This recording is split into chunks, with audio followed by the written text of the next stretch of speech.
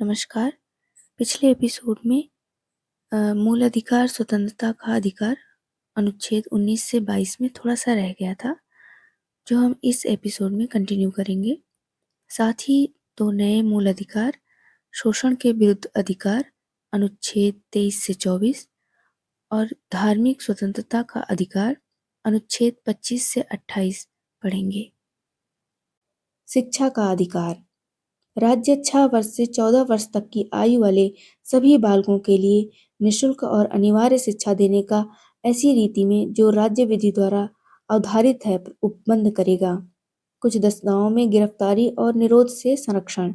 किसी व्यक्ति को जो गिरफ्तार किया गया है, ऐसी गिरफ्तारी के कारणों से यथाशीघ्र अवगत कराए बिना अभिरक्षा में निरुद्ध नहीं रखा जाएगा।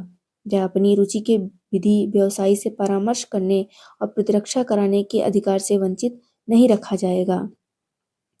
प्रत्येक व्यक्ति जो गिरफ्तार किया गया है और अभिरक्षा में निरुद्ध रखा गया है, गिरफ्तारी के स्थान से मजिस्ट्रेट के न्यायालय तक यात्रा के लिए आवश्यक समय को छोड़कर ऐसी गिरफ्तारी से 24 घंटे की अवधि में निकटतम मजिस्ट्रेट के समक्ष पेश किया जाएगा और ऐसे किसी व्यक्ति को मजिस्ट्रेट के प्राधिकार के बिना उक्त अवधि से अधिक अवधि के लिए अभिरक्षा में निरुद्ध नहीं रखा जाएगा। खंड 1 और खंड 2 की कोई बात किसी ऐसे व्यक्ति को लागू नहीं होगी जो तत्सम शत्रु अन्य देशीय है या निवारक निरोध का उपबंध करने वाली किसी विधि के अधीन गिरफ्तार या निरुद्ध किया गया है। निवारक निरोध का उपबंध करने वाली कोई विधि किसी व्यक्ति का 3 मास से अधिक अवधि के लिए तब तक निरुद्ध किया जाना प्राधिकृत नहीं करेगी जब तक कि ऐसे व्यक्तियों से जो उच्च न्यायालय के न्यायाधीश हैं या न्यायाधीश रहे हैं या न्यायाधीश नियुक्ति होने के लिए आहरित हैं, मिलकर बने सलाहकार बोर्ड ने 3 मास की उक्त अवधि की समाप्ति से पहले यह प्रतिवेदन नहीं दिया है कि उसकी राय में ऐसे निरोध के लिए पर्याप्त कारण है, परंतु इस उपखंड की कोई बात किसी व्यक्ति का उस अधिकतम अवधि से अधिक अवधि के लिए निरुद्ध किया जाना प्राधिकृत नहीं करेगी जो खंड 7 के उपखंड ख के अधीन संसद द्वारा बनाई गई विधि द्वारा विहित की गई है। यह ऐसे व्यक्ति को खंड 7 के उपखंड ख का और उपखंड ख के अधीन संसद द्वारा बनाई गई विधि के उपबंधों के अनुसार निरुद्ध नहीं किया जाता है। निवारक निरोध का उपबंध करने वाली किसी विधि के अधीन किए गए आदेश के अनुसरण में जब किसी व्यक्ति को निरुद्ध किया जाता है, तब आदेश करने वाली प्राधिकारी यथाशक्य शीघ्र उस व्यक्ति को यह संसूचित करेगा कि वह आदेश किन आधारों पर दिया गया है और उस आदेश के विरुद्ध अभ्यावेदन करने के लिए उसे शीघ्रातिशीघ्र अवसर देगा। खंड 5 की किसी बात से ऐसा आदेश जो उस खंड में निर्दिष्ट है करने वाले प्राधिकारी के लिए ऐसे तथ्यों को प्रकट करना आवश्यक नहीं होगा जिन्हें प्रकट करना ऐसा प्राधिकारी लोकहित के विरुद्ध समझता है।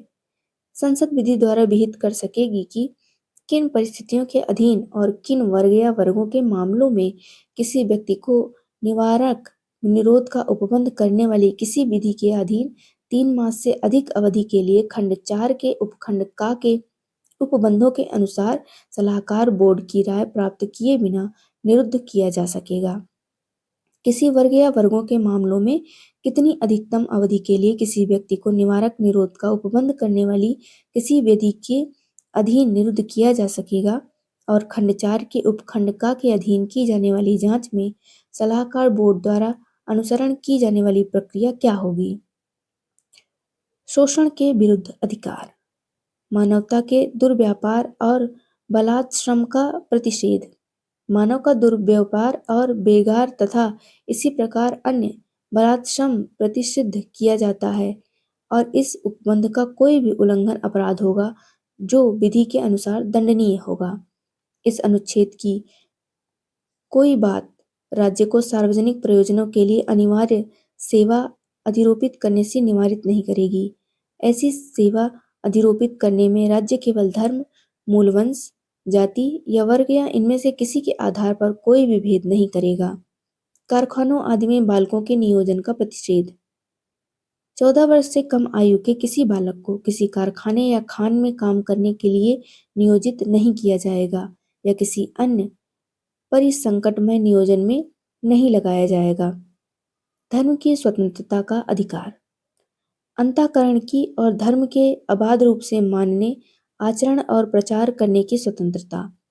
लोक व्यवस्था, सदाचार और स्वास्थ्य तथा इस भाग के अन्य उपबंधों के अधीन रहते हुए सभी व्यक्तियों को अंतःकरण की स्वतंत्रता का और धर्म के अबाध रूप से मानने, आचरण करने और प्रचार करने का समान हक होगा। इस अनुच्छेद की कोई बात किसी ऐसी विद्यमान विधि के प्रवर्तन पर प्रभाव नहीं डालेगी या राज्य को कोई ऐसी विधि बनाने में निवारित नहीं करेगी जो धार्मिक आचरण से संबद्ध किसी आर्थिक, वित्तीय, राजनैतिक या अन्य लौकिक क्रियाकलाप का विनियमन या निर्बंधन करती है। सामाजिक कल्याण और सुधार के लिए यह सार्वजनिक प्रकार की हिंदुओं की धार्मिक संस्थाओं को हिंदुओं के सभी वर्गों और अनुभागों के लिए खोलने का उपबंध करती है। स्पष्टीकरण 1। कृपाण धारण करना और लेकर चलना सिख धर्म के मानने का अंग समझा जाएगा। स्पष्टीकरण 2। खंड 2 के उपखंड खा में हिंदुओं के प्रति निर्देश का यह अर्थ लगाया जाएगा कि उनके अंतर्गत सिख, जैन या बौद्ध धर्म के मानने वाले व्यक्तियों के प्रति निर्देश है और हिंदुओं की धार्मिक संस्थाओं के प्रति निर्देश का अर्थ तदनुसार लगाया जाएगा। धार्मिक कार्यों के प्रबंध की स्वतंत्रता। लोक व्यवस्था, सदाचार और स्वास्थ्य के अधीन रहते हुए प्रत्येक धार्मिक संप्रदाय या उसके किसी अनुभाग को धार्मिक और पूर्व प्रयोजनों के लिए संस्थाओं की स्थापना और पोषण का, अपने धर्म विषयक कार्यों का प्रबंध करने का, जंगम और स्थावर संपत्ति के अर्जन और स्वामित्व का और ऐसी संपत्ति का विधि के अनुसार प्रशासन करने का अधिकार होगा। किसी विशिष्ट धर्म की अभिवृद्धि के लिए करों के संदाय के बारे में स्वतंत्रता। किसी भी व्यक्ति को ऐसे करों का संदाय करने के लिए बाध्य नहीं किया जाएगा जिनके आगम किसी विशिष्ट धर्म या धार्मिक संप्रदायों की अभिवृद्धि या पोषण में व्यय करने के लिए विनिर्दिष्ट रूप से विनियोजित किए जाते हैं। कुछ शिक्षा संस्थानों में धार्मिक शिक्षा या धार्मिक उपासना में उपस्थित होने के बारे में स्वतंत्रता। राज्य निधि से पूर्णतः पोषित किसी शिक्षा संस्था में कोई धार्मिक शिक्षा नहीं दी जाएगी। खंड 1 की कोई बात ऐसी शिक्षा संस्था को लागू नहीं होगी जिसका प्रशासन राज्य करता है, किंतु जो किसी ऐसे विन्यास या न्यास के अधीन स्थापित हुई है जिसके अनुसार उस संस्था में धार्मिक शिक्षा देना आवश्यक है। राज्य से मान्यता प्राप्त या राज्य निधि से सहायता पाने वाली शिक्षा संस्था में उपस्थित होने वाले किसी व्यक्ति को ऐसी संस्था में दी जाने वाली धार्मिक शिक्षा में भाग लेने के लिए या ऐसी संस्था में या उससे संलग्न स्थान में की जाने वाली धार्मिक उपासना में उपस्थित होने के लिए तब तक बाध्य नहीं किया जाएगा जब तक कि उस व्यक्ति ने या यदि वह अवयस्क है तो उसके संरक्षक ने इसके लिए अपनी सहमति नहीं दे दी है।